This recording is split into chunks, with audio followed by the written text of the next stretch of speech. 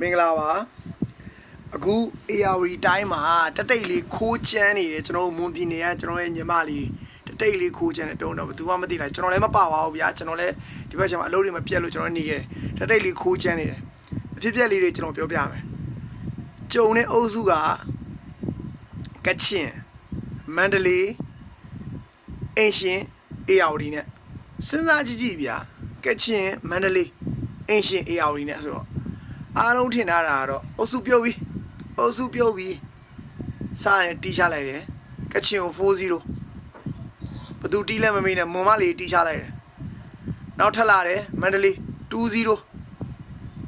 မွန်မလေးတီးချလိုက်ပဲနောက်ထပ်တက်လာတယ် ARD အင်ရှင်2-0မွန်မလေးတီးချလိုက်တယ်တတိတ်တွေခိုးချမ်းနေတယ်ကျွန်တော်ညီမလေးကကျေးဇူးတင်ပါတယ်ညီမလေးတို့ရေဒီအဖွဲကဒါကျွန်တော်တို့မွန်ပြည်နယ် U25 အသင်းရဲ့နီးပြားတွေကစားသမားတွေရဲ့အပုံပေါ့နော်ကျွန်တော်တို့ဒီမွန်ပြည်နယ်အသင်းအဆိုလို့ရှိရင်ဒီ ARD zone မှာ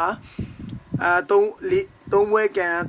6မှတ်ပေးကိုမရှိပဲနဲ့ clean sheet နဲ့ကျွန်တော်ရန်ကုန် zone ရောက်ရှိသွားပြီเนาะရန်ကုန် zone မနေ့ဖြန်21ရက်နေ့မှာတော့ကျွန်တော်တို့မကွေးတင်းနဲ့ကန်ရမယ်ပေါ့နော်ဆိုတော့အားပေးကြပါဦးဘယ်ပေးကဘယ်လိုလိုက်ပြရင်တော့ကျွန်တော်တို့လည်းမသိဘူးဒါပေမဲ့အားပေးကြပါဦးကျွန်တော်ညီမလေးတွေgood luck ပါကျေးဇူးပါ